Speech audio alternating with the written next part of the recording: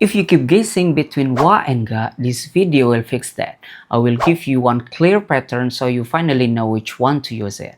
I'm Hassan from Lingo Asia. On this channel, I make Japanese grammar feel simple and logical, especially for English speakers. By the end of this lesson, you will be able to look at beginner sentence and decide, here I need wa and here I need ga, without memorizing 100 rules. Alright, let's get started. Before we talk about wa and ga, I want to give you the simple lens I always use for Japanese grammar. It's called VENOM, Verbal-Nominal. Here's the idea. Instead of starting with particles, we start with the sentence itself. In Japanese, almost every beginner sentence is one of two types. First, verbal sentence, which is built around verb that end with mas.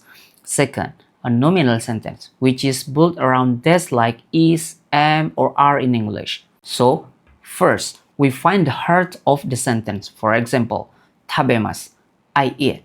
This sentence ends with mas, so this is verbal sentence. Another example, gakusei desu, I'm student. This is end with des, so this is a nominal sentence. That's the VENOM idea in simple form. Verbal means sentences that end with mas, nominal means sentences that end with des. Once you know if sentence is verbal or nominal, wa and ga are no longer random. They are just pieces around the heart. Now let's use this idea to see how wa and ga behave inside nominal sentences and inside verbal sentences. First, look at a nominal pattern. Gakusei desu, I'm student. This is very simple nominal sentence. Something is a student. If we add a topic, Japanese loves to use wa. Watashi wa gakusei desu. As for me, I'm student. From the VENOM view, this sentence is nominal because it's end with des. The basic pattern is topic with wa, then noun or adjective, then des. Wa tells us for the topic. So in the nominal sentences, wa is the default topic marker. It tells us what we are talking about. Get it? Now, what about ga? Ga appears when we don't just want a topic, we want to mark the focus inside the sentence. Look at this.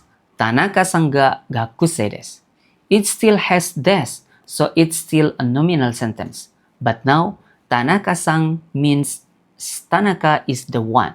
Gakusei desu means who is the student.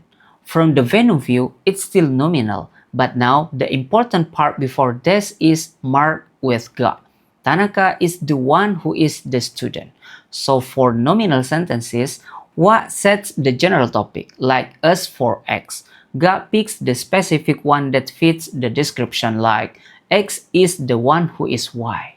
Now let's see how this works in verbal sentence. Here's a verbal sentence. Tabemasu, I eat. Let's add more information. Watashi wa pan wo tabemasu. I eat bread. From the VENOM view, tabemasu is the verbal heart of the sentence. Wa sets the general topic. As for me, pan wo is the object before the verb. So the whole idea is, as for me, I eat bread. If we change wa to ga, we get watashi ga tabemasu. I'm the one who eats.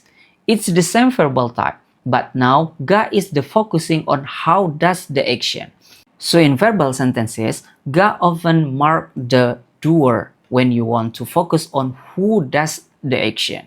Wa can still mark the general topic, like as for me or as for this thing. Instead of memorizing many rules, I want you to use just two checks.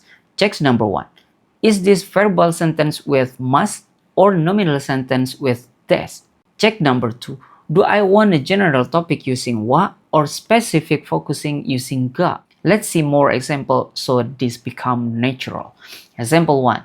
General topic versus specific focus. Nico wa kawaii desu. Cats are cute. Here's Nico is the topic. We are talking about cats in general. As for cats, they are cute. It's still a nominal sentence because it's end with des. Now compare that with this. Kono Nico ga kawaii desu. This cat is cute. Ga shows the focus. This cat is the cute one. So again, wa is used for a general topic or something we are already talking about. Ga is used for specific one that fits or answers something. Example 2. Both wa and ga together. Watashi wa Nihongo ga suki desu. I like Japanese. Here we have both particles. Watashi wa means as for me. That's the topic with wa.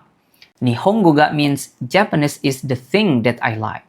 That's the focus with ga. Suki desu is like. This sentence is nominal because it ends with desu.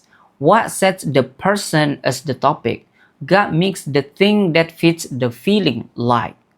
Now let's turn this into two simple rules you can use today. Rule number 1. When you introduce a new topic or talk about something in general, use wa. For example, Neko wa kawaii desu. As for cat, they are cute. Nihongo wa muzukashi desu. As for Japanese, it's difficult. Tokyo wa oki desu. As for Tokyo, it's big. Rule number 2. When you answer a question like who or what, or you want to highlight a specific one, use ga. Dare ga sensei desu ka? Who is the teacher?